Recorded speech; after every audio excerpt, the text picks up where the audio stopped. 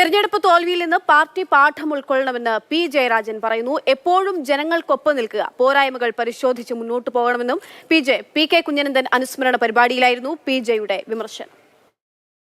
കേരളത്തിന്റെ രാഷ്ട്രീയ സാഹചര്യം ഇടതുപക്ഷത്തിന് അനുകൂലമായി മാറിയിട്ടുണ്ടെങ്കിൽ തീർച്ചയായും ഈ തെരഞ്ഞെടുപ്പ് ഫലത്തിൽ നിന്നും ശരിയായ പാഠം ഉൾക്കൊണ്ട് മുന്നോട്ട് പോകാൻ കഴിഞ്ഞാൽ നാം ഉയർത്തിപ്പിടിച്ച ശരിയായ നയങ്ങൾ കൂടുതൽ ജനങ്ങളെ ബോധ്യപ്പെടുത്താനായാൽ തീർച്ചയായിട്ടും നമുക്കിനിയും മുന്നേറ്റങ്ങൾ ഉണ്ടാക്കാൻ കഴിയും. ഈ തെരഞ്ഞെടുപ്പ് ഫലത്തിൽ നിന്നും നാം പാഠം ഉൾക്കൊള്ളണം, ചരിത്രത്തെ ശരിയായിട്ട് വിലയിരുത്തണം.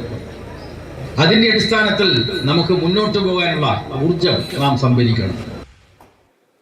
ഫെലിക്സ് ഉണ്ട് കണ്ണൂരിൽ നിന്ന് വിവരങ്ങളുമായി. ഫെലിക്സ്, എന്തായാലും തിരുത്തലുകൾ വരുത്തണമെന്നുള്ള കാര്യം പാർട്ടി സംസ്ഥാന ഘടകത്തിൽ തന്നെ അതിൽ ബോധ്യപ്പെട്ടിട്ടുണ്ട്. ആ തിരുത്തലുകൾ ഉണ്ടാകുമെന്നുള്ള കാര്യം പറഞ്ഞിട്ടുണ്ട്. പി ജെ ഇപ്പോൾ നടത്തുന്നത് ഒരു ആത്മവിമർശനമായിട്ട് കൂടി നമ്മൾ കേൾക്കേണ്ടതുണ്ട്. അതെങ്ങനെയാണ് അദ്ദേഹം പറഞ്ഞു വെക്കുന്നത്? ഇവിടെ എപ്പോൾ എന്താണ് പറഞ്ഞത്?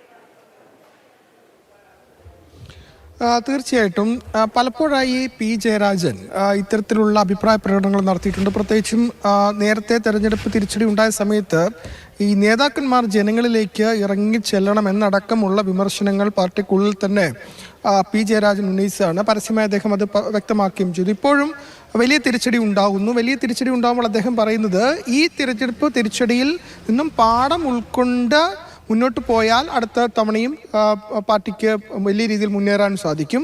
ജനങ്ങൾക്കൊപ്പം നേതാക്കന്മാർ നിൽക്കണം എന്നതാണ് അദ്ദേഹം പറയുന്നത്. നേരത്തെയും ഈ നേതാക്കന്മാരും അണികൾക്കും ഇടയിൽ വലിയ രീതിയിലുള്ളൊരു അകലമുണ്ടായി എന്ന വിമർശനം പല കോണുകളിൽ നിന്നും ഉയർന്നപ്പോഴും പി ജയരാജൻ എപ്പോഴും അണികൾക്ക് ഒപ്പം നിൽക്കുന്നൊരു നേതാവായി കൂടിയാണ് അറിയപ്പെട്ടിരുന്നത്. എന്നാൽ CPM-ലെ മറ്റ് നേതാക്കന്മാർ അങ്ങനെയല്ല എന്ന വിമർശനം ഉയരുമ്പോഴാണ് പി ജയരാജൻ ഇത്തരത്തിലൊരു വിമർശനം അദ്ദേഹത്തിൻ്റെ ഭാഗത്തു നിന്നുണ്ടായിട്ടുള്ളത്. നേരത്തെ അദ്ദേഹം പലതവണ നടത്തിയ വിമർശനങ്ങളുമായി പരിഗണിച്ചു നോക്കുമ്പോൾ അത്ര രൂക്ഷമായൊരു പ്രതികരണമല്ല പി ജയരാജന്റെ ഭാഗത്തു നിന്നും ഉണ്ടായത്. എങ്കിൽ കൂടി പാർട്ടിക്കുള്ളിൽ നേതാക്കന്മാർ ഇത്തരത്തിൽ അണികളിൽ നിന്നും അകലാൻ പാടില്ല.